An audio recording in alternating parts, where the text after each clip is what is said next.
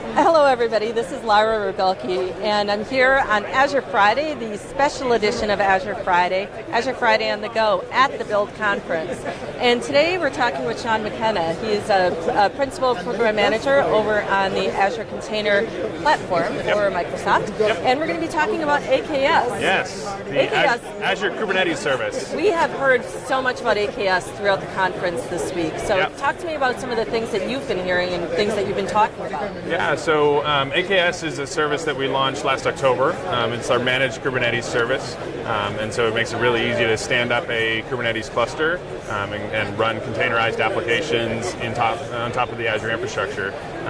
Since we launched last October, we've seen a lot of customer interest. We've seen a lot of feedback in terms of things that we're missing and additional capabilities that we should add. And so we've added a bunch of those this week, and we've been hearing really good feedback and additional questions from customers. We're really finding that people are starting to understand containers, starting to see the value in things like Kubernetes, and so the questions are getting more and more sophisticated all the time of people trying to understand, okay, not only what is it, but how do I use it, how do I leverage it, how does it work in Azure? Okay, so for those people that are still trying to figure out what is it, how do you answer that question? So what is it? Yeah, so I have had to answer that question a number of times at the booth, so I'm sort of, I've polished my answer. So I start with, do you understand what a container is, right? Yes. And so basically a container is a packaging of your application and everything else that's required in its runtime environment for it to work properly, which is then portable across a number of different environments, right? So that's the sort of core piece at the heart of this, is having that container image. But when you're building a real application, you're typically going to have multiple different services and different containers, and you might want to have multiple copies of each of those containers for high availability and scalability. And so once you get into managing a whole bunch of containers, that's where you introduce the notion of a container orchestrator, of which Kubernetes is one and is sort of the preeminent one in the community. And so that's the value that Kubernetes brings, is taking those container images, allowing you to deploy them across a set of VMs, configuring networking, service discovery between them, doing health monitoring on those containers, basically making sure that that entire containerized environment stays up and running and keeps your applications highly available and scalable. Right. So AKS is a managed service for Kubernetes. So you don't have to think about setting up your own virtual machines and configuring your containers. Right, we set all of that up for you. And so one of the questions we get is, from people that are new to this, is like, is Kubernetes a Microsoft product, or how does that work? And Kubernetes is a community project. It's in fact managed by an open source foundation called the Cloud Native Computing Foundation. And what we do is take that open source project, that community project that you can run really in any environment, and make it easy to run it in Azure. So as you say, don't have to configure the virtual machines, don't have to set up everything that's required to set up Kubernetes, which is quite a complex thing to do. Absolutely. And turn that into a couple of clicks so that you can then just focus on building your containers and your containerized applications. Yep. I talk to a lot of customers who they just haven't been able to get Kubernetes up and running in their own data center because it is pretty complex. And so what you've done is just minimized a lot of the complexity, took care of a lot of the setup, the machine infrastructure. It's just give me that endpoint where I can send my containers and you help me manage them. Absolutely. In fact, we even hear customers now that are saying, like, can you completely take away the VMs? Not only make it easy to set it up, but take away the VMs altogether, which is where we get into a project called the Virtual Kubelet that we've been working on, which allows you to basically run the Kubernetes control plane, but have it sit on top of the Azure Container Instances product that I think you'll also talk to at some point today. And so we're seeing a lot of interest in kind of continuing to move up the abstraction stack and away from the underlying infrastructure and allow me to just focus on my containers, focus on my application layer, and hey, you Azure, you take care of all the hard work of managing the underlying machines. Great.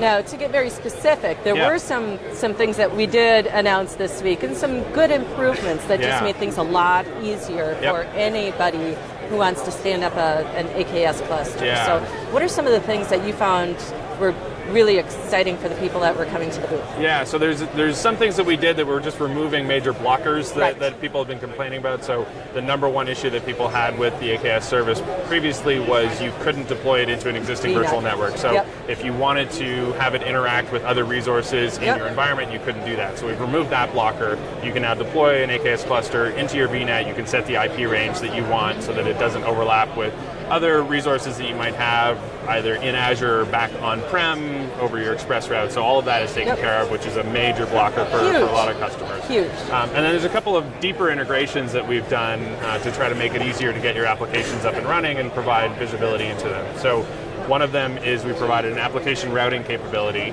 which means that it's very easy now as you deploy a containerized application in Kubernetes to actually get a public DNS endpoint in Azure DNS that then has direct ingress into the Kubernetes cluster, into the container that's providing the front end of that It's all just taken care of right there during the configuration. A couple lines of YAML in your configuration, and you can deploy that. The other one is we've heard people need much better insight into how their containers are running inside of the cluster. So we've provided an integration with Container Insights, so that you can, when you create the cluster, you can just click a button and say Set up Container Insights, and now I'll immediately get all of the logs from my containers, all of the metrics, and I can just dive into those straight from the portal because all of that data has been pushed into Container Insights. So it gives you much better visibility. The beautiful thing about that is that you can look at all those container logs together. You can query them as one. You're not looking at each of your containers individually. You can look at them across all of your containers. Yeah, you can get a really good overview of the entire environment and be able to tie those things together and sort of watch as traffic moves through individual containers inside of the overall application architecture. So definitely a lot easier to debug issues and get things resolved, which just leads to faster iteration and more features for customers. Great. Is there anything else you wanted to share? I think we're continuing to work down the list of issues that people have reported, expanding into additional regions, driving forward to a GA sometime later this year, and so we're really excited to see the feedback that people have to the new additions and continue to engage with us through various channels. Great.